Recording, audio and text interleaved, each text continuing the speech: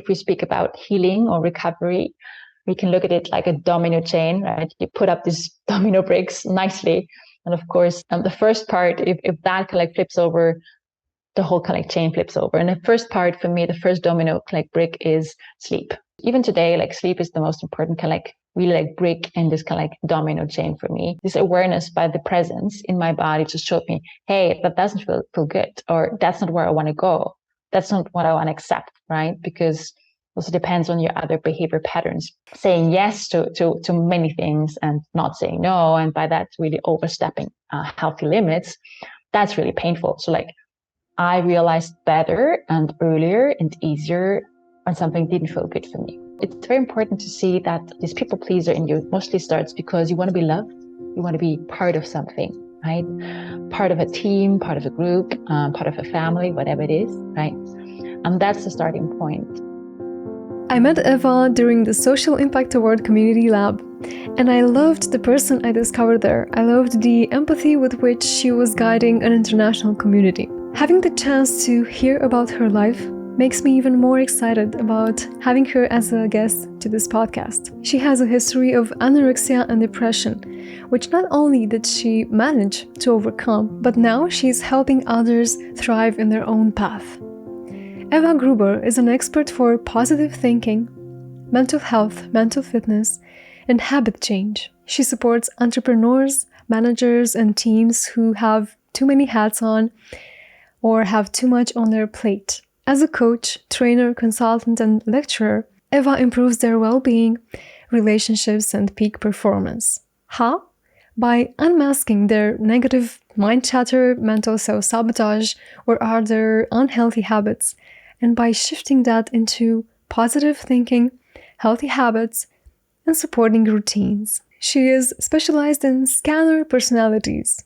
What is that, you might wonder? A scanner personality is someone who tends to have too many interests, too many projects. They have too many jobs and often feel restless, frustrated, and may feel like they're not an expert in anything. What she sees, though, is that there is great potential and great needed qualities for innovation and leadership that can be discovered and used wisely in such personalities. She believes that by training good habits, we establish our mental fitness in supportive behavior. By doing so, we end up feeling happier and better in our body. We live healthier relationships with our teams, clients, and family, and improve peak performance because we have a clearer head, we can focus, especially when feeling stressed, angry, or insecure. I'm super excited about the conversation today, and I welcome you, Eva Gruber. Hello, everyone. Welcome back and welcome, Eva. I am so grateful and so happy to have you here today. And you have been one of my favorite people to invite and to have as a guest in this podcast. So I do feel really honored for that right now in this moment. And before we start our conversation, which I'm really excited about, I just like for people to hear who is Eva behind all the roles and all the amazing mission that you're trying to put out there and to bring into the world. Who is Eva behind all the roles? Eva is a quite curious kid, I'd say. I think you will listen, or we will talk about that a bit later, about some of my stories that my life has written with me. And due to the stories, I feel I'm still the kid I once was, and I want to live up to this child in me. So I'm quite curious about life, also like when I'm outside my roles.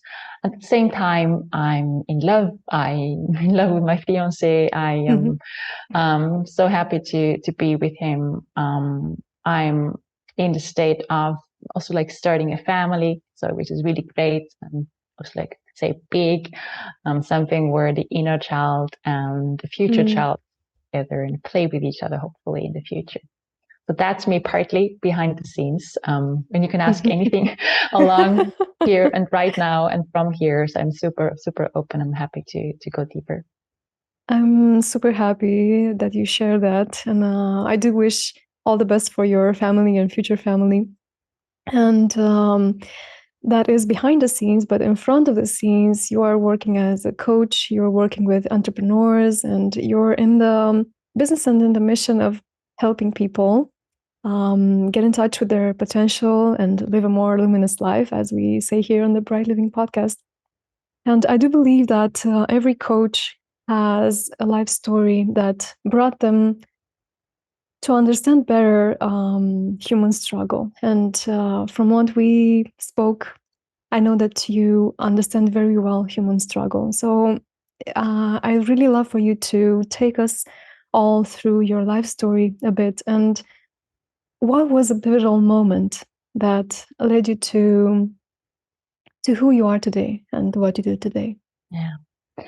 It's a big question. And I try to be a bit, let's say, kind of like concise, but still go deep. As you said, life writes its stories with us. And it's not one story, it's a couple of stories that we write. And I always feel we navigate through life as the stories are written. I think the biggest and first story that I had in my life was at my age of 6. So at the age of 6 and being a 6-year-old girl, my grandmother committed suicide. So she really like took her life without us knowing why. So like until today, we don't understand, or I don't understand why she actually left us. There's assumptions, of course, but as you don't know, this is actually causing not only the big pain in your heart, it's also causing like a big pain or even a gap in your kind of like belief system or something like that. So you're not knowing, and we know like how important knowing is when it comes to well-being and mindfulness, like a certain kind of like intuitive knowing as well as some rational knowing, right? So the first story that life actually wrote with me was that my grandmother just decided to leave our shared life. And at some later stage, this incident actually, of course, it had its impact, right? Its deep impact on me, my sister, my mother, most like others. But on me, the bigger impact after that was in my early teenage years. I started to become anorexic because I was not able to digest, obviously, what's happening, not just with me, but especially to my family. And this kind of, as you know, this kind of grief is causing quite some pain. And at this time, it was in the late 80s, the early 90s per se, speaking about suicide, even having that in your family, that was quite a taboo. Also like by society, it wasn't really like picked up as, yes, you have grief, yes, you're in pain, what do you need? There was nothing about that. And even my family, no one got support. And at the age of 13, 14, I started to eat less and less because I wanted to be less and less visible. I wanted to be less a burden to others. And as you see already here, certain kind of like belief system, like negative thoughts, like I cannot be a burden to someone because there's so much like grief and like pain and heaviness in my family already. These beliefs started to grow there already, and they started to come into my life earlier on at the age of 6 or something. Earlier on at the age of 6, I thought, I am now responsible. I need to act responsible. I need to support my family. I cannot be a burden to them, right? So I need to be responsible and pick up whatever is there to be picked up, right? That actually then came to this anorexia, and then out of that, you can imagine your body's exhausted, right? It's really drained. I was in hospital for a long time. I was really like at the edge of, was like dying myself because I was really in the critical condition, and that leads to some depression, some physical emptiness due to overwhelm and exhaustion, and some mental kind of like emptiness and exhaustion. So depression was the next stage there. I think these three, I think, are like a good start to talk about. A burnout was at the later stage. Burnout among like my first kind of like founding phase and starting and growing a venture together with a team. But I think these like maybe 3 stories or even 4 stories are a good start to pick up on. Thank you so much for sharing that. That's very vulnerable, and I can only imagine how it must have been like as a 6-year-old to have such a loss, such a big loss, and not be able to make sense of it. And before 7, from what I know, is actually when our subconscious mind is formed, right? Is built. So to experience something like that before 7 and at such a young age, it must have felt like you were really helpless. And can you just describe a bit how it felt like in that moment, from what you can remember, of course? I can remember quite a lot, and I think what I remembered the most is it was so quiet. It was dramatically like quiet around me. My mom was quiet; she was falling into depression herself. My dad was worried about my mom. My mom became a big migraine for more than 10 years. So all the family became quiet, kind of like retreating, potentially in grief. That's what I can only assume, right? And also like due to the circumstance of physical changes like migraine, like, and we know like how big and impactful like migraine can be to someone and its well-being, everything became quiet, right? And this quietness was very impressive for me, even until today. I'm feeling better if things are quiet, right? Because that's what I'm used to, right? Okay. But staying in this quietness and this kind of like retreating kind of like setting, I'd say it didn't do as well. Like not me, not anyone else, right? So instead of just stepping out and saying like, "Hey, I need support because I feel this and that," we stayed quiet. So that's what I strongly remember. And that's also like leading to other things, like just an example. I'm not good with conflicts. I need to have harmony, right? And if I'm not in harmony with myself and others, I can be easily out of balance. And that's something I had to work on a lot, to say, it's okay that things are not quiet. It's okay that things get messy. It's okay that, right? So yeah, to wrap it up, quietness is one of them. Let's say the impacts I like remember a lot. This quietness was just woven into my story for a long time. And instead of this quietness, what would you have needed as a kid in those moments? What do you feel would have felt nourishing and I don't know, appropriate to your needs at that time? Yeah, as you said, actually, as you say, needs. It's about needs, and my need would have been, in retrospect, speaking about how we feel, right? Giving it a name, maybe even, I don't know, writing about it or drawing about it, right? Like how do you feel right now? Just draw a picture, right? Show me, right? That's what, of course, many kids do in therapy, right? Put your emotions, your feelings into a picture and visualize it. And I would have loved to do that with my family. Just really like sit down with my mother, my dad, my sister, just really put our emotions and our feelings into pictures.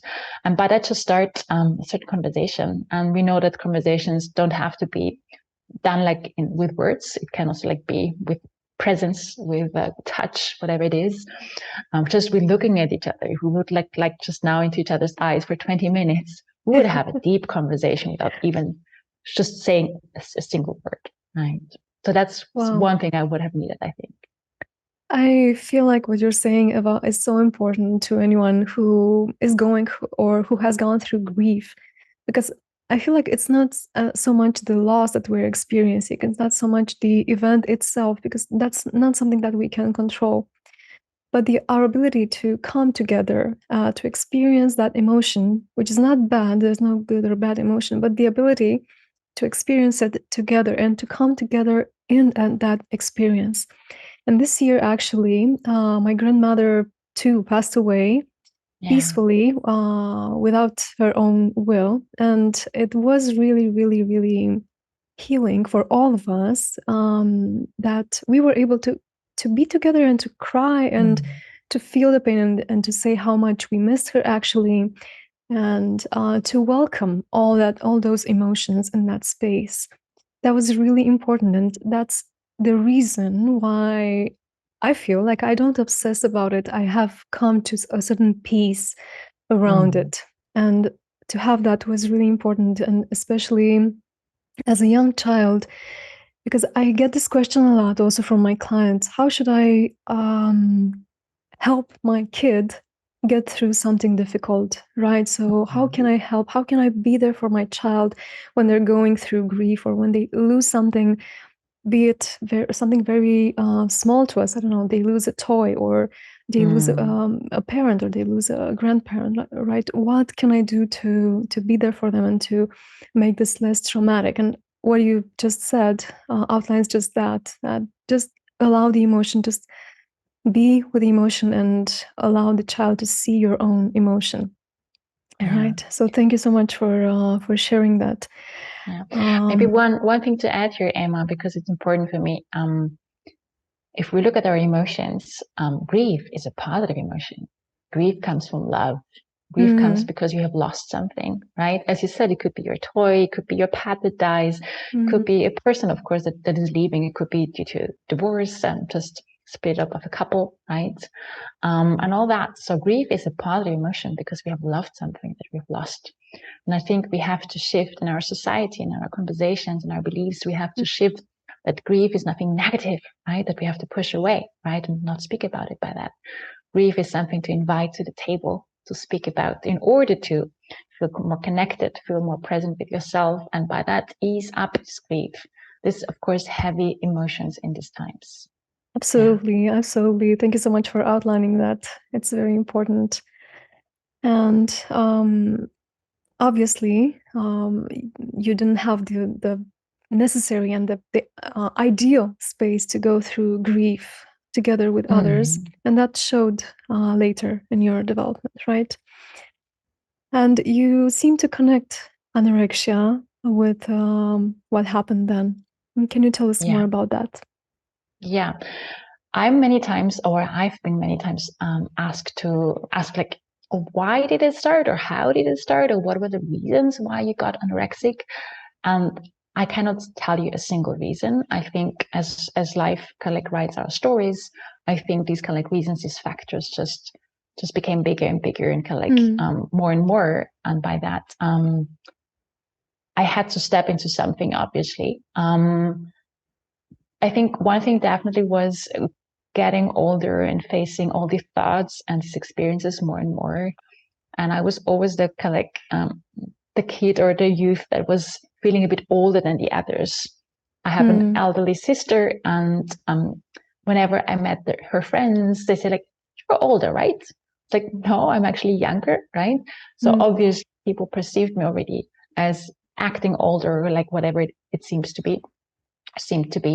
But what I want to say is, I was stepping always a bit ahead, I think, in deep thought processes, trying to make sense of life and trying to understand it, and having no support, meaning like having no parents that talk to you about that, having no friends or like elderly friends that actually also like speak to you because they see you kind of like be in pain.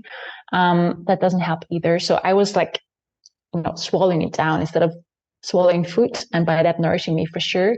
I was like, of course, swallowing down any kind of like thoughts, negative thoughts and beliefs or like emotions. And I think that's where it started. I just swallow and just say, hey, I cannot be any burden to anyone else in any way. Even to myself, I want to be less. I want to be I want to retreat in some way. And by that, get rid of pain, this heaviness, by making myself lighter.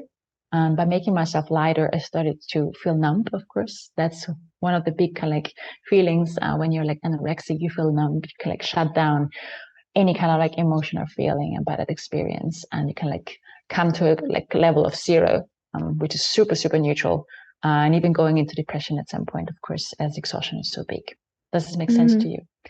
It makes a lot of sense, and I do want to acknowledge the openness that you're speaking with about that, which was a very hard time in your life, and that was 15 years, if I remember right.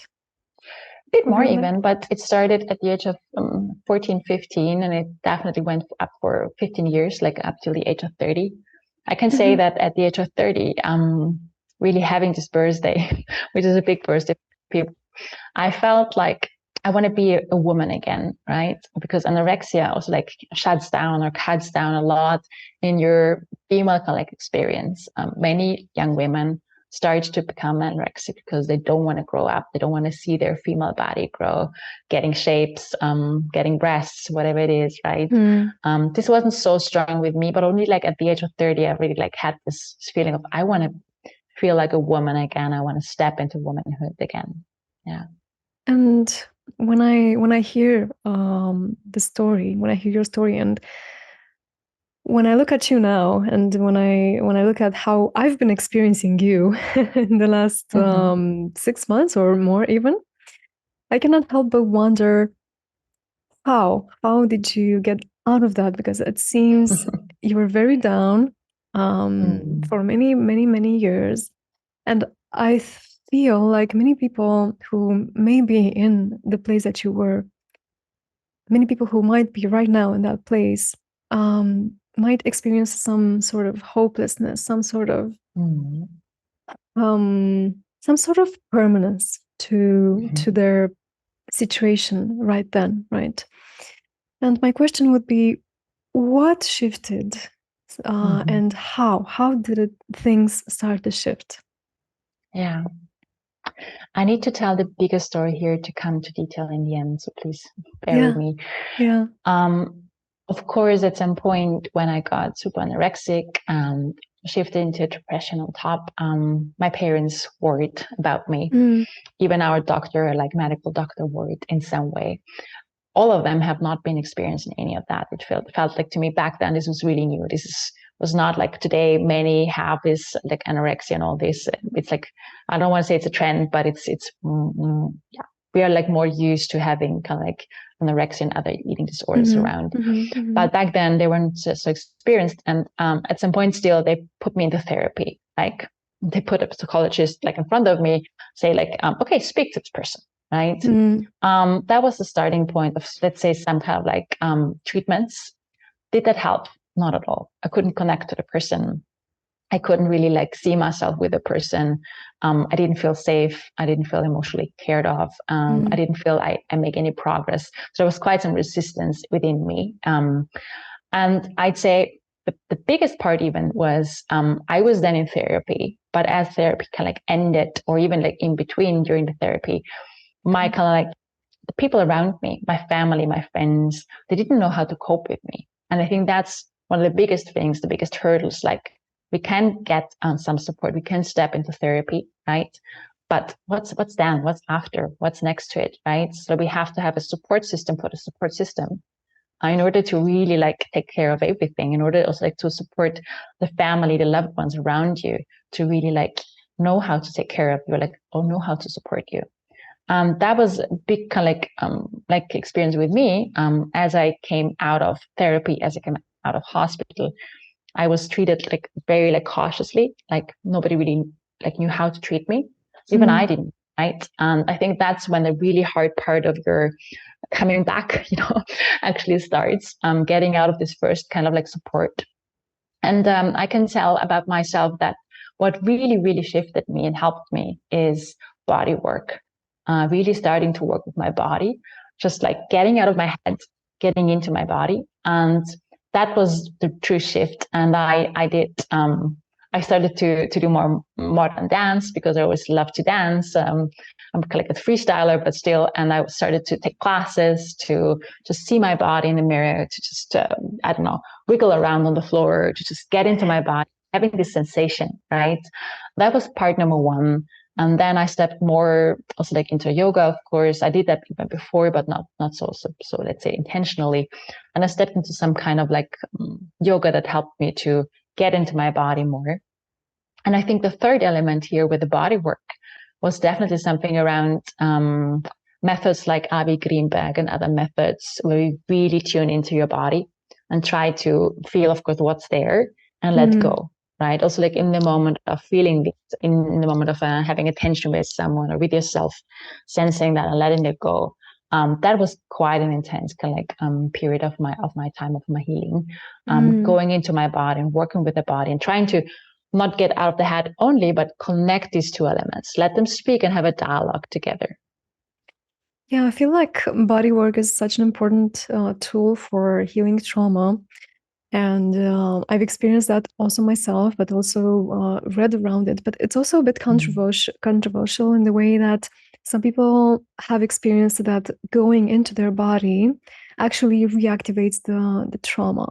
But also that may be a step in healing the trauma? How was your experience? How did you connect to your body, and how was it in the beginning? How did it evolve? Yeah. If we stay with the last part, the third part about Avi Greenberg and other methods that really like are done in a kind of like therapy setting. So you have a support person, right, that is working with you. So they're not doing it on your own. I think that's really important to frame. That was really painful for me. And I did that for about 3 years. And I remember the first half year, even year, I was crying and crying every end of my sessions. For at least 10 minutes, it was just floating out of my eyes. And there was really huge pain in my body parts, especially in my arms, in my hands, in my feet, and really like my toes, at the, as we know, at the edges of the body, like these old kind of like emotions that are actually really like stored in your body. I really believe that. I think your memories, the negative memories, the hard ones, the tough ones, they're kind of like stored somewhere in your system, right?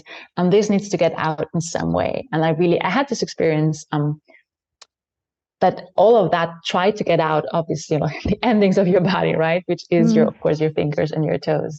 And that's really painful. And I think that's why it's so important to have this support person, this kind of like therapist that does the body work with you, that you really trust. It's a really important factor to say, hey, I want to find the person I really feel comfortable with and I really can trust, because that's a really deep process. And I think that's actually it. Starting there, loosening up by that, these negative emotions and memories in your body, and really shaking them up. And that's painful. And that's something where you have to be really not just patient, but really empathetic with yourself, really show loads of self-love and self-care in these times, because they're really rocky. And yeah, wow, that's so powerful. I'm just taking in everything you're sharing, and I'm wondering, how is it different from working at home by yourself and maybe doing some body work at home, because you also started dancing, you were mentioning. How is that different from working from a therapist, and what is the role of the therapist? Or what was it for you? Yeah, for me, it was really the person that gives me the emotional safe space. I come into this physical space, right? By coming into this physical space, I know I'm really cared for, right? I can just really like lie myself down here and just really like just be, and I'm cared for and taken care of, right?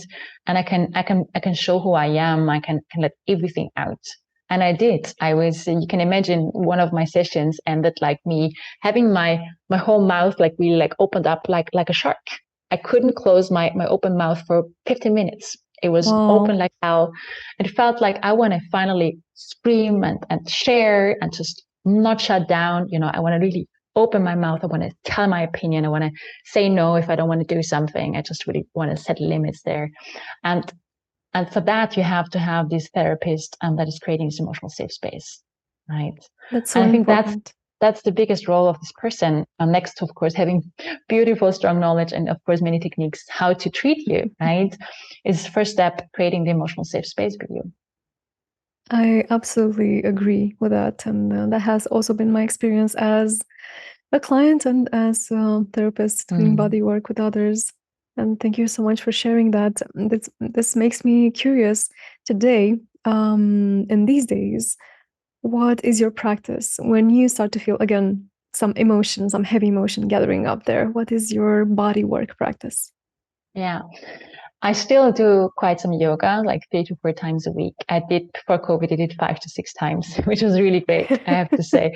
5 to 6 times a week, 1.5 hours each in the studio with my favorite teacher. That was really, really strong and great, and did me really well in my body. Doing that at the end of the day to really wrap up the day, the work day, and like shift by that into the evening, into some other like mood. And yeah, COVID changed something, but also like my days are more busy right now because I also shifted some focus there. So like 3 to 4 times is really great. Dancing became less because my Afro teacher just stopped like teaching.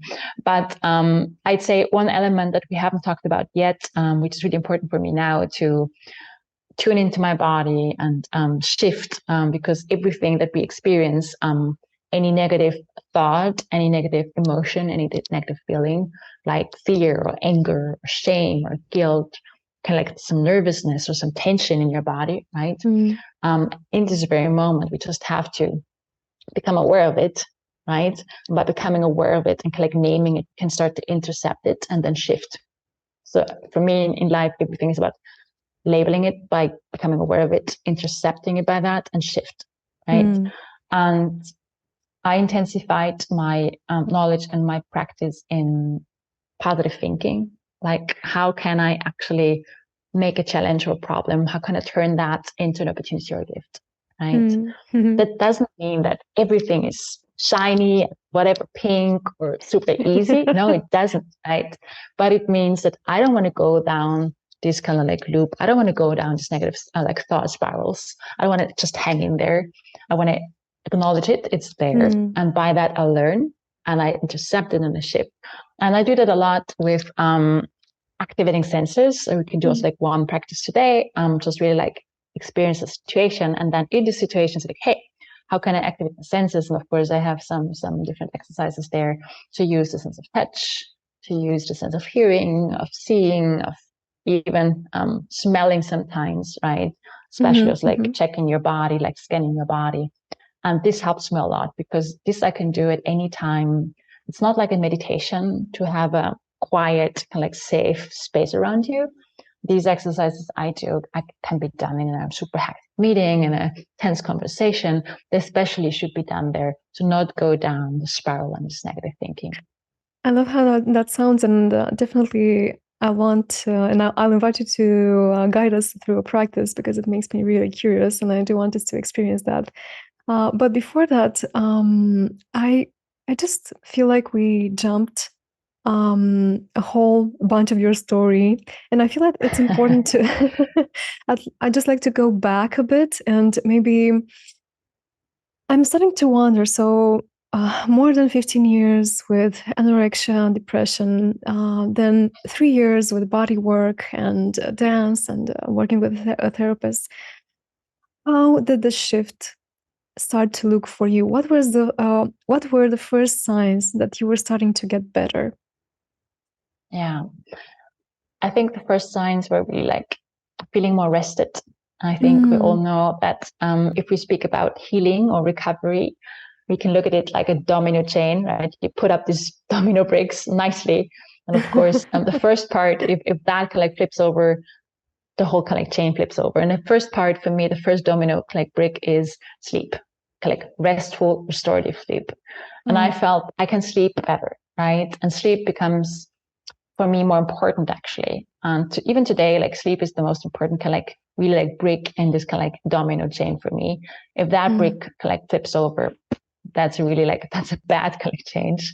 So sleep, definitely just really like more presence in my body. I said this actually doesn't feel or didn't feel quite comfortable most of the times, but this awareness by the presence in my body just showed me, hey, that doesn't feel good, or that's not where I want to go.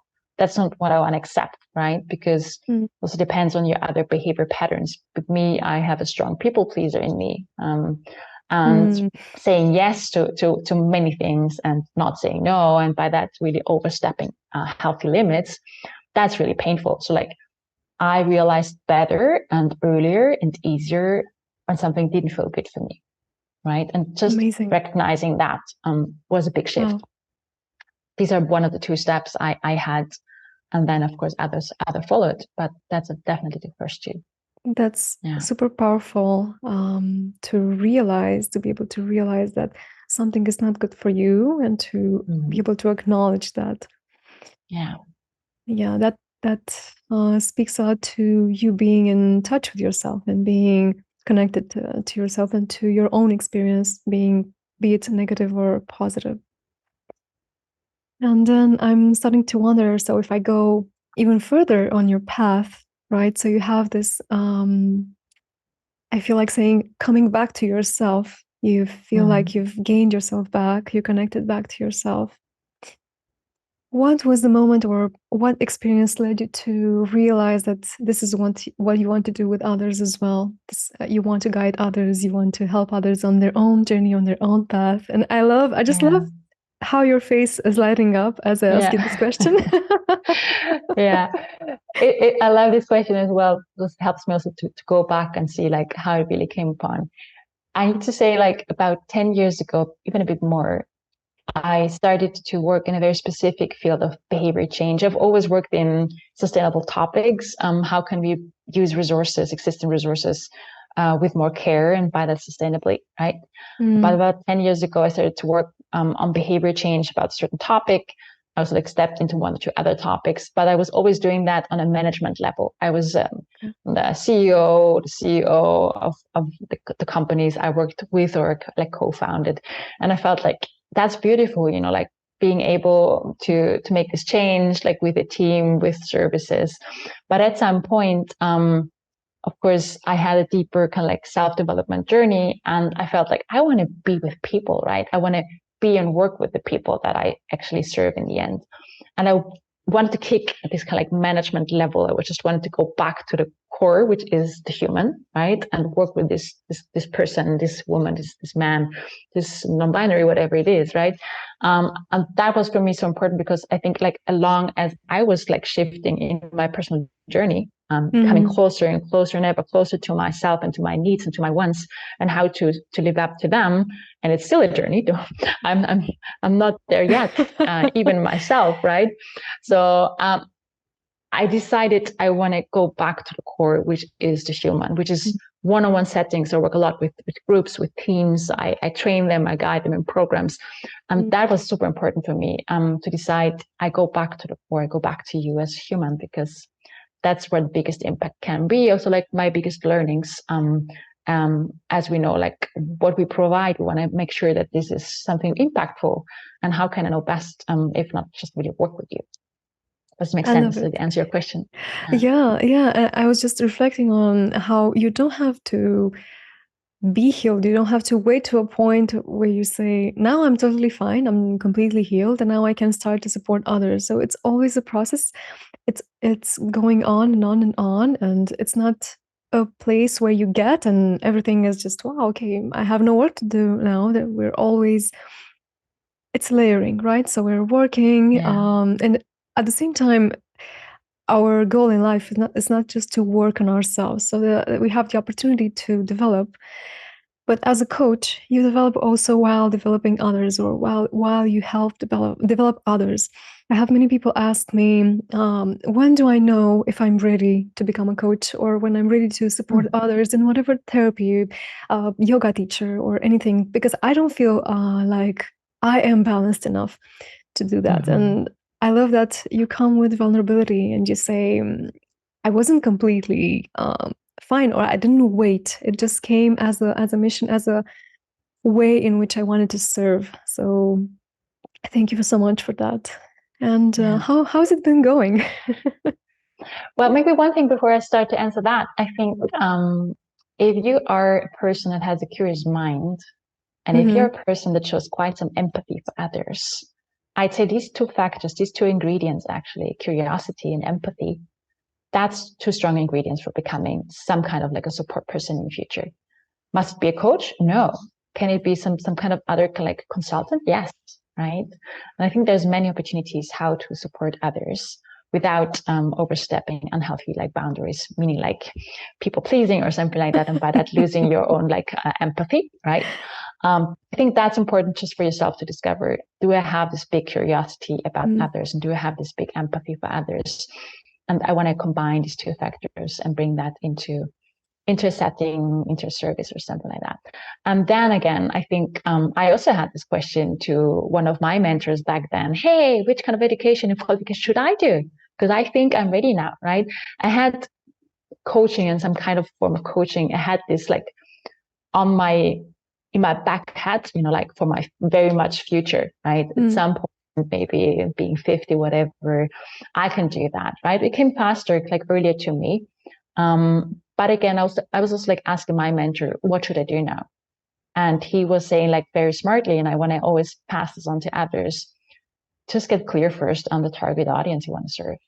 You can do many qualifications. If you don't know the people you really want to work with and what's their kind of pain you can actually ease, you don't know yet which qualifications to take. And I think that's important. Just really try to come close to the target audience and the true niche you want to work with and create impact for, And then you can see which qualification serves this the best. Yeah. And now I forgot your question. I forgot the last question you put. That's totally fine. Yeah, I just feel like we can let the conversation flow, and I love what you're sharing. I feel like it's so meaningful, and really, I get this question a lot. How do I know when I'm ready? How do I know if I'm ready? And you seem to have chosen your not audience, but like, let's say, the group that you want to serve, and those are entrepreneurs. And I feel like in one way you've chosen entrepreneurs because you have been in that field, you've worked with them, you've seen them, you are one, right? So you've experienced. You're familiar and intimately connected with their experience. And I'm curious, what are the struggles that you most see in entrepreneurs today? Yeah.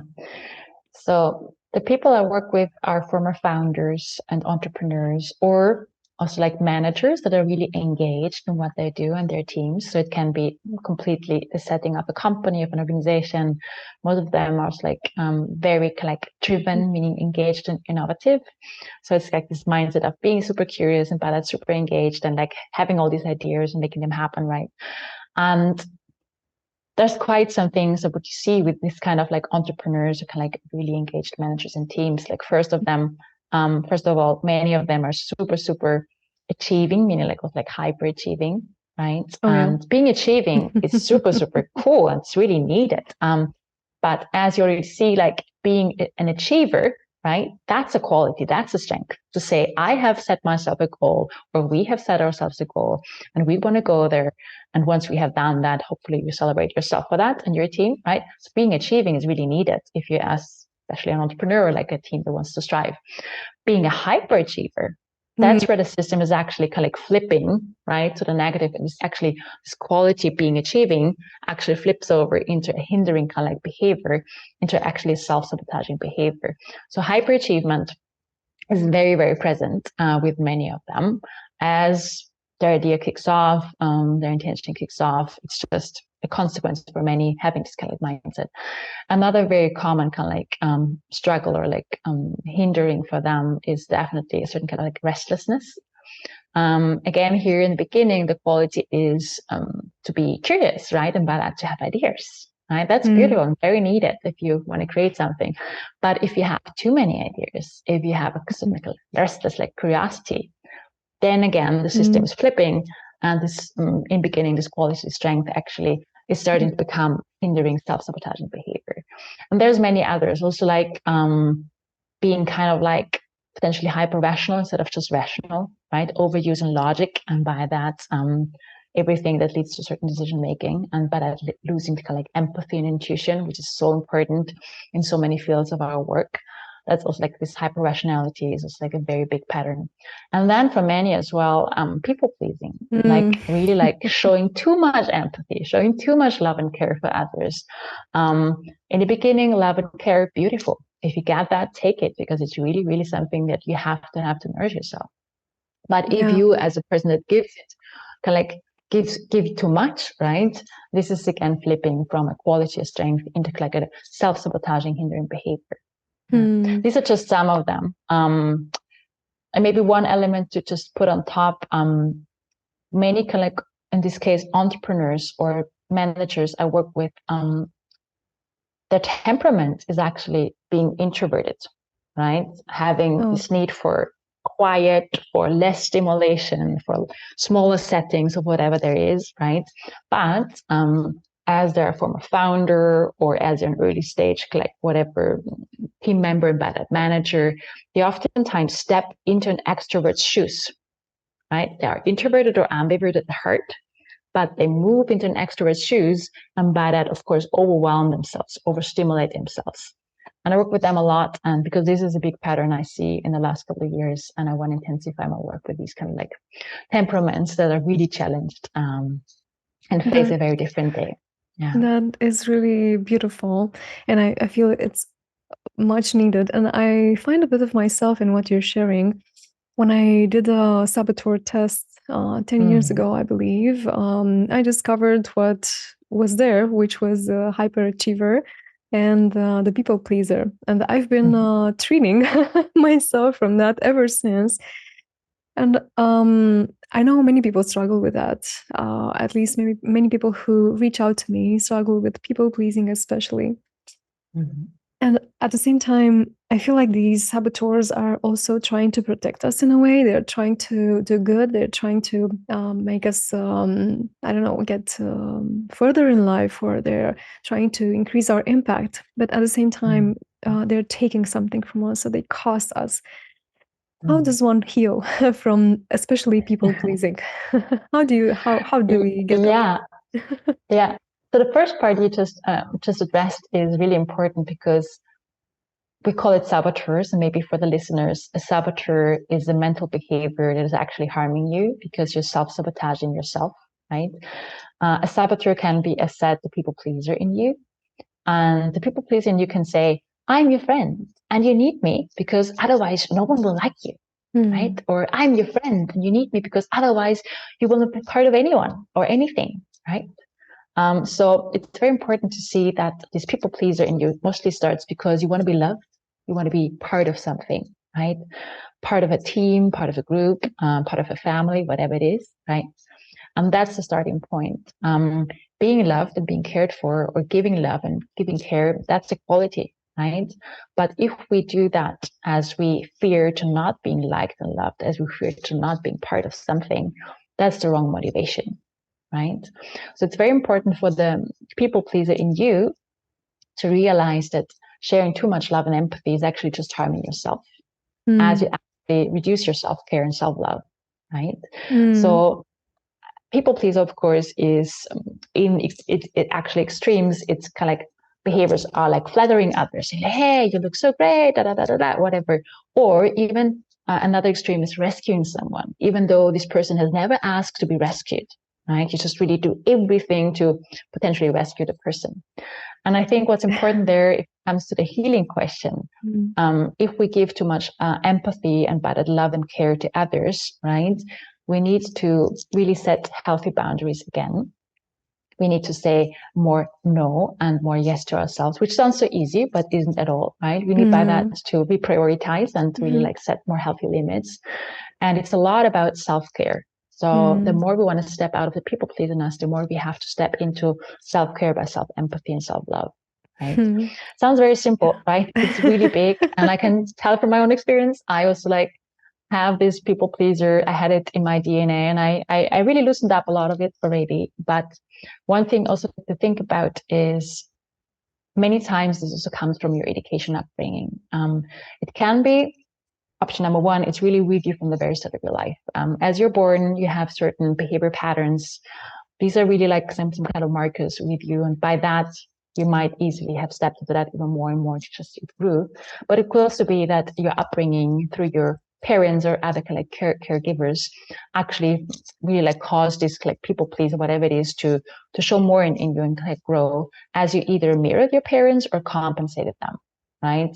Let's say your dad is a hyperachiever or had a hyperachiever in him or still has.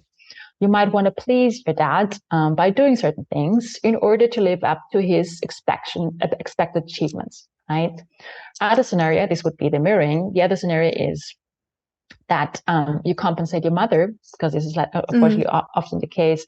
Your mother might feel like a victim, being poor, and then pitying herself in many situations, and you start to people please her in order to make her feel happy, right? And this is actually compensating. So that's just some elements to drop into the basket of how to heal from people pleasing. That's becoming so powerful. Aware. Yeah, exactly. Becoming aware. It starts with that, right? With the awareness that maybe what we're trying to accomplish through people pleasing, so we get just the opposite of that, right? So we try to accomplish getting the respect, the love, the validation from others, and we think the way to accomplish that is pleasing them or pleasing others in spite of our own integrity, of our own wishes, needs, values. But what it does is the exact opposite. It does. It takes away the respect. It takes away the love, or it doesn't give the space. It's like in a relationship, because I've been working with myself a lot with this. So I've learned that in a relationship, if we give more than 50% and we don't allow the other person, like in dancing, to come and meet us halfway, we're taking actually the opportunity for them to step in for us and to step in for our own needs, which can, of course, for them be a great opportunity and a great learning point. And I just feel fascinated how I in my life and how I see others in their lives. I've managed to accomplish just the complete opposite of what I wanted to accomplish by being a people pleaser, right? And by having that courage and stepping back into what I actually wanted and into authenticity, I actually managed to accomplish what I wanted in the first place. Yeah. It's a paradox. And can you remember still how this made you feel back then, as you didn't kind of like achieve what you actually wanted by people pleasing? How did this make you feel? Can you remember one situation or some situations? It made me frustrated. It made me and confused. Like, why is it not? So I'm giving so much, and I'm doing everything, and I still don't get the recognition, the value that I want. Why? And like a confusion, like you expect something to lead to something, but it does not. Yeah. Then I remember myself stepping back from that and looking at it, like taking a very clear look at it and say, this is not working, right? The way that I'm trying to accomplish this is not accomplishing this. So I need to do something different. But to do something different, then, so first is the awareness, right? First we become aware. And I realize that this is not getting me what I want. But then is the actual courage to do the opposite of what your instinct is. So if your instinct is to people please, right? And in my case, it was to overwork, to work a lot and to be there, to have many roles. If my instinct is that, I have to gather up the courage to the opposite of my instinct. And what that looked like for me was to actually not look at my phone or WhatsApp or email after 8:00 in the evening, because I was working late in the night every single day, right? So I've made it a point to go to dancing class or to whatever events. And I bought some subscriptions, and I had to leave the office at 6:00. There was no option because otherwise I would miss my class or whatever commitment. It wasn't easy. So when you go against your instinct, it feels like almost like your body's shaking you. There's this feeling of unsafety that comes there. But the reward of that long term is just amazing. How was your experience with that, Eva? What I really love right now is like you're giving me this kind of like clear picture of dancing, right? Like staying in a like healthy relationship, meaning like staying with a healthy empathy, like a level or portion of empathy. It's like a dance, right? If I put too much like movement, like dance into this dance, it's not going to work, right? And I think having this idea, this picture of being in a healthy relationship, and by that being in healthy empathy, it's a dance, and we have to move in a certain rhythm together. What I love at second is your kind of like feeling of frustration, and that's with me was as well, and is something still. Frustration is the first kind of like negative feeling that shows. You give, as you say, I gave, and nothing really got in or got back as a response, right? You don't get any thank you at some point because people take it for granted that you do it, that you're always there and present. So there's no positive response, no kind of like honoring, no celebration of yours, no kind of like gratefulness for what you did and what you do, right? That actually leads a lot to resentfulness, almost like with myself. Sometimes you feel like, can't you just give back? Like, what's up with you, right? And this resentfulness actually leads to judgment, judging others of not being present, aware, sensitive, right? And that's causing a big kind of like chain of reaction, right? That is kind of like frustration into resentfulness, into judgment is causing a lot kind of bigger questions, right? Of how to be together, right? Yeah. And if you look at now I'm thinking about the other side of if we switch the roles and we think about being on the other side of overgiving, how do we feel when someone gives, maybe in spite of themselves, or maybe does a sacrifice? And I remember here my mom, who would always overgive and give and give and give. I don't remember myself receiving that with an open heart, because she was not giving with an open heart. She was giving out of some sense of obligation or some sense of duty that she felt she had. So sometimes maybe we can heal a bit our people pleasing by imagining the other side of overgiving, where it can feel a bit invasive. It can feel a bit like it's too much that what I'm getting right now. Maybe I'd like to not be given as much. Maybe I'd like to not be so helped in a situation, but figure my own way out, right? Maybe I'd like to have my own journey instead of having someone there maybe mothering me, or even smothering with a very helpful energy, which for the helper feels amazing, but it's not always needed. And there needs to be this humbleness and this concept of what I love in therapy is this concept of free will, and agency, right? So we can step in and help others, especially as coaches, therapists, but not going against the other's agency and their own personal power. And I feel like it's so empowering and powerful to help others, but help them help themselves, right? Help them find their own and see their own resources and not overstep. Yeah. I'm really happy we can connect together on this. Thank you. Yeah, you just framed before it rescuing part. Sometimes we want to rescue others, and that feels, as you say, that feels invasive, right? Yeah. I don't want to be rescued. I have life, under control, if you want to say so, right? So I think it's always very, very healthy and that's the first step. You have to learn how people pleasing shows in your body and in your mind. That's the first step to really figure that out. How do I respond if I feel somebody is in need for something and I could support, right? What kind of thought or belief comes there? Kind of feeling in my body just appears. And that's actually our anchor moment to say, oh, hello, don't go there, right?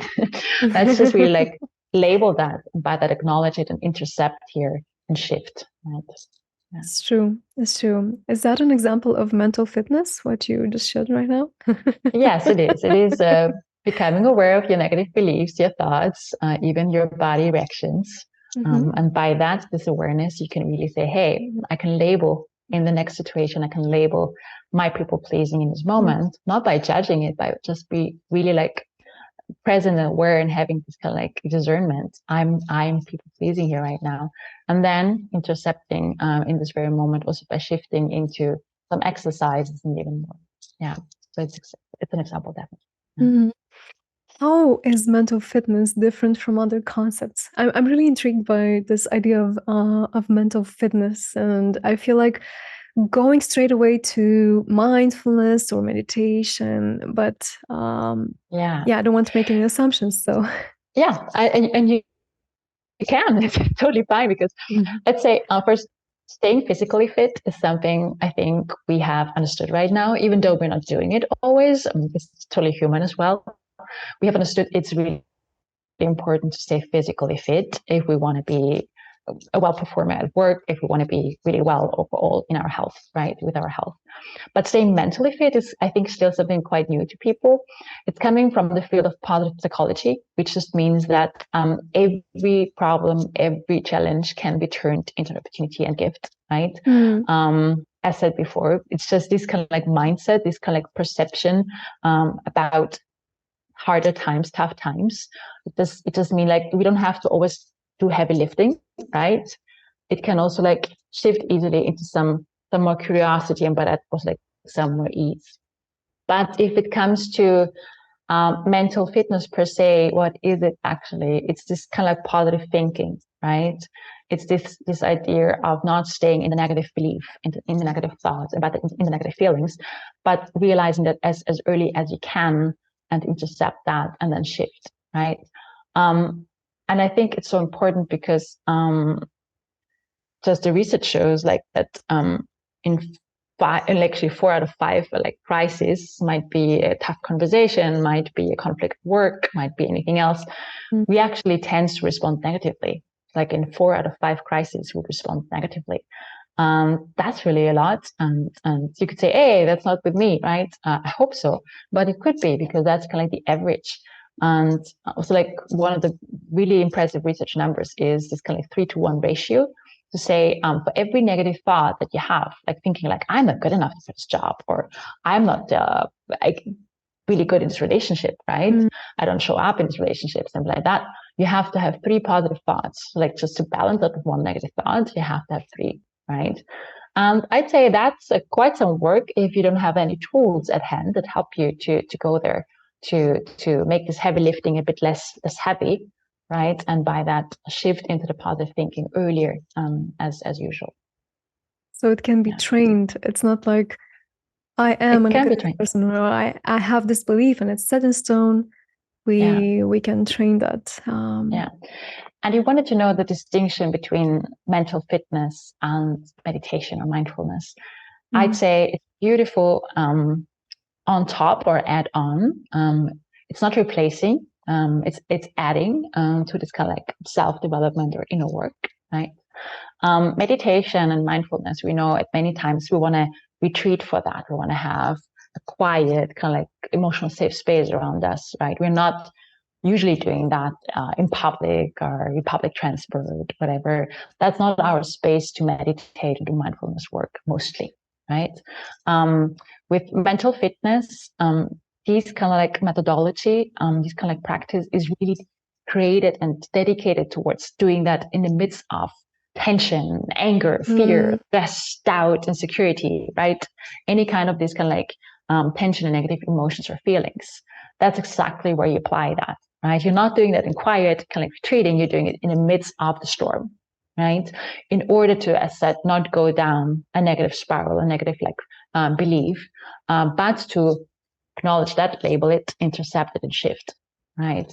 And by that, mental fitness and meditation and mindfulness work pretty much go together, and they can really like enrich each other very much. I love it. I love what you're saying right now, and I would be curious for a short practice if if you'd like to guide us. Yeah, usually I'd say close your eyes, and I also like invite you to close your eyes, and I will do also like the same. I will close my eyes too. Usually I also like say shut down the camera if you wish so. So please just close your eyes, and also please just try to sit comfortably. Just really come to the front edge of your seat. Put down your legs, your feet on the floor to feel grounded, and straighten up your back. Pull your head up, you know the game, and easily pull your chin to your chest. And please just put down your hands on your lap and put your palms towards the ceiling to open up your chest. And by that, breathe with more ease. That was just a warm up, just to be present in your position, your body posture. And now I want you to imagine a recent situation where you actually started to people please. A recent situation where you actually stepped too much into empathy, stepped too much into giving, stepped too much into love, because you want to be loved, you want to be part of something. So please just recall one situation where you actually started to people please. Think about, where was this? Think about who was with you. Think about what was your role, your responsibility in this very moment.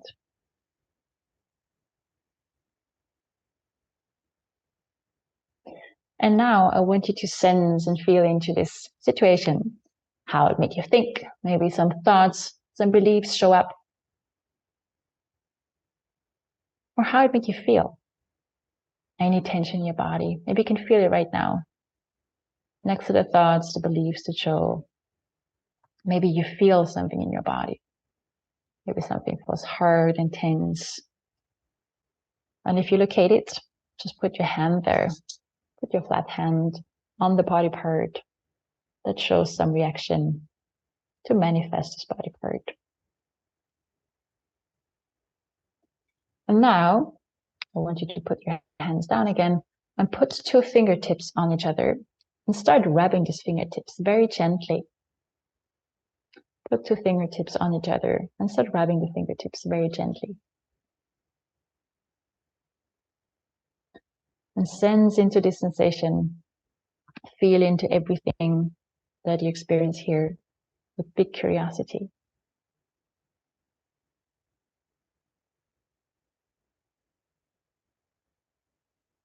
And if your mind starts to wander, that's totally normal. It's not a mistake, but bring it back into this sensation.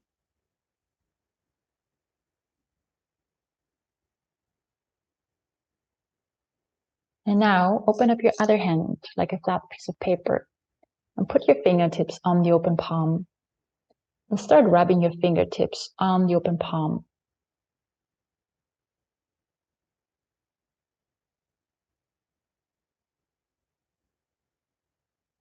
And if your mind starts to wander, don't worry, that's totally human. It's not a fault. But bring it back into this bigger, more intense sensation.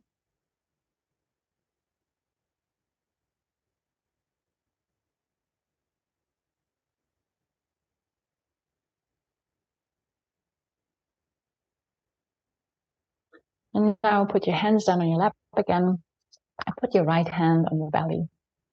And breathe into your belly and see how your hand is rising and falling, depending on the inhale or exhale.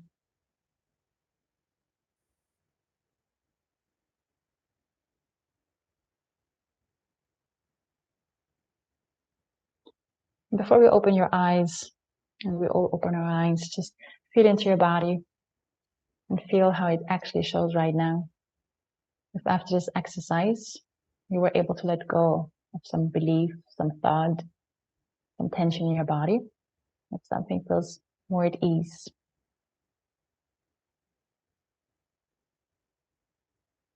And once you're ready, gently open your eyes and come back to us. These exercises are speaking to our senses. As we did it here, we just recalled a recent situation where we people pleased. And we want to intensify the situation, of course, by going back to it. And then the situation could be also like a live situation, right? As we speak, it could happen to us right away. And then we put two fingertips on each other. We wrap these fingertips very gently, that we feel the fingertip ridges or everything we feel like there. And the sense of touch is the strongest sense to use to become present. I love this. This is really ancient wisdom.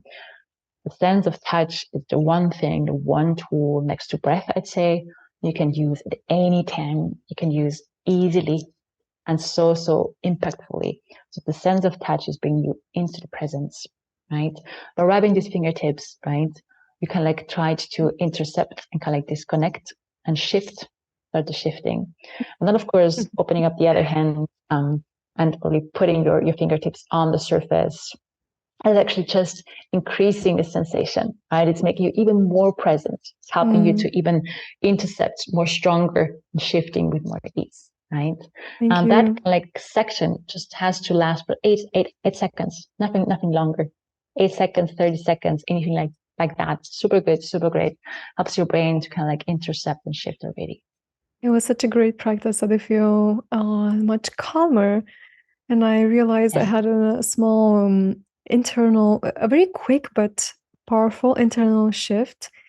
And while I was reflecting on that situation, part of me was asking, why did I feel powerless in that moment? What made me feel like I didn't have any agency in that moment? And at the end of the practice, I came to this awareness that next time when I find myself feeling like that, like powerless and without agency, like, okay, now I have to just submit to this person's stronger will, or I just have to be agreeable in this moment, even though I don't feel like it.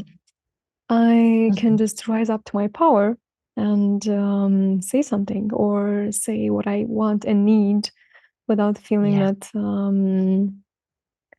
I have to please another. So it's interesting. Like we didn't do a therapy session. We didn't discuss my situation itself, but just being back into the body and reflecting to that situation, back to that situation, actually led me to the response that I needed. Right. I love that. Thank you so much. And just one point here, Emma, like as you did it right now, like as you said, I can then voice myself and I can actually by that set healthier limits. That's a very big move already, right? And some of us, even I sometimes, I'm not able to do that in this very moment. And doing this kind of like mindfulness, in your case, other kind of like practices, but with me, it's like this mental exercises.